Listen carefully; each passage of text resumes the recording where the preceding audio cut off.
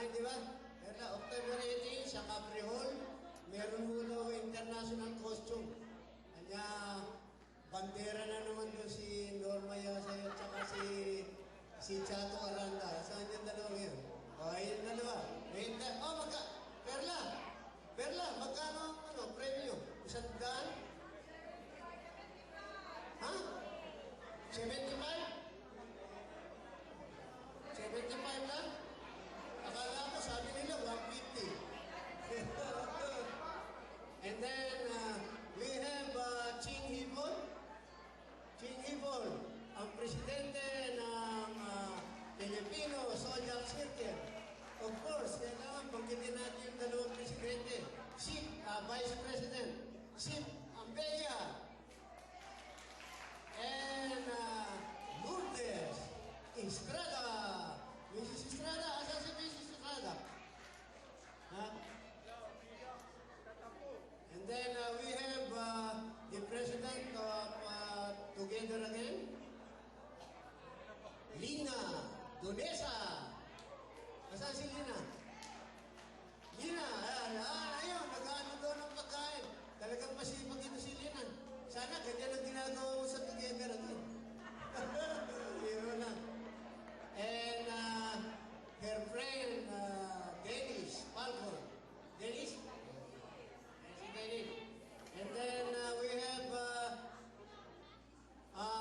the undefeated Governor Clemente Santiago. Ha? Oh, wala. Malapit ng bumigay si Gaambo. Talo na to. And andito po ang dating presidente ng Pilcanes, Cosme Malapitan. Kasama si Camarde Malapitan. And sa kauna-unahang pagkakataon, ewan po, dalawang beses o ngayon pa lang, nandito po ang husband and wife tandem, si Mr. Jopilo Garcia, Vice President ng PhilBets, Jopilo Garcia. And nandito rin po, siyempre, si Filipa Garcia, ang President-in-Waiting ng FABC. Sino ba? At kayo po lahat, maraming salamat po sa inyong lahat, mga opisyalis at direktor ng mga sari-saring samahan dito, lalong-lalo na po sa ating walang sawang mga dancer. Maraming salamat po sa inyo lahat. Kayong mga dancer yun, nakakatulog na si Bong. Nag-party pa kahapon kagabi si Bong eh. Nag-aantap na si Bong. So, nasabi na, oh, Ching, kailan yung ano mo? Baka mamaya sabihin mo, hindi na sabi yung ano mo. December pa. O, wala pang particular date. O, ayun, abangan nyo yung Zodiac, December 2. Siyempre, sisingit lang yun kung makakasingit.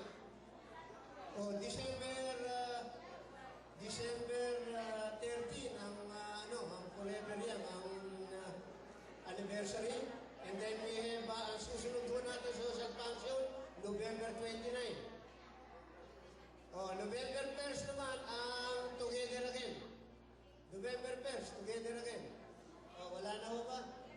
Okay, simunin na ho ang new executive officer ng Forever Young. Na-announce na rin ho natin kanina yan during the annual general meeting kaninang umaga. And so with the new Vice President ng Forever Young, Miss Esther Dade.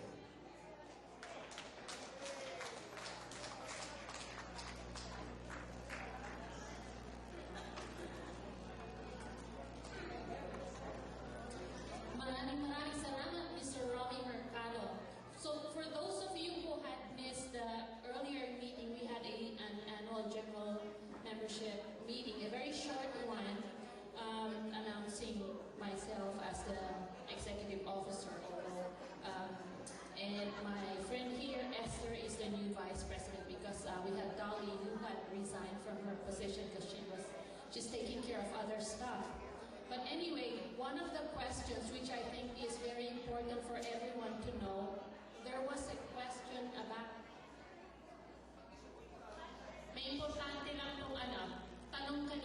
which I think is very important for everyone to know. There was a question that was something like, how do we expel or when do we expel a member? So I think this is a very, very important topic, which our president had very thoroughly explained that there is a due process. So it's not because you are offended by somebody that straight away you would expect the person to be expelled from the membership. It's a very, very tall order, as Romy had said.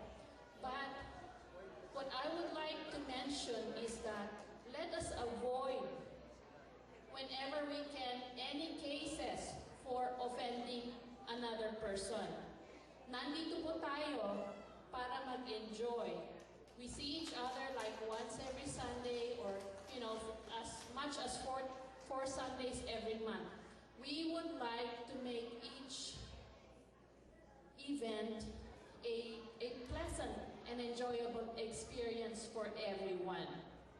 So, ang pinaka-importanting item that we keep in mind is that let's give each other common courtesy. Igalang lang po natin ang isa't isa. Let's treat each other fairly, just like how we would like to be treated.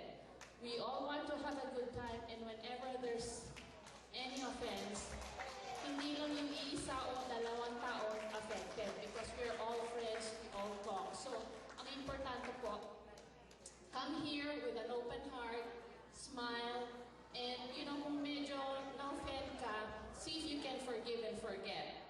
If it's very serious, then the proper channels would be to go to the officer of the club that you're in. So, for example, if something happened here, go to Romy. If it's another, for this month, we're celebrating the celebrants for October. So, you will notice that each one is given a shooter. We will use this for the birthday toast. So, get ready, the birthday celebrants for October. As I call your name, please come forward to be recognized. Before I call the October celebrants, we had one special lady who had celebrated her birthday last month, pero hindi po nakadating. So I'd like to call Corazon Galan, who celebrated her birthday in September.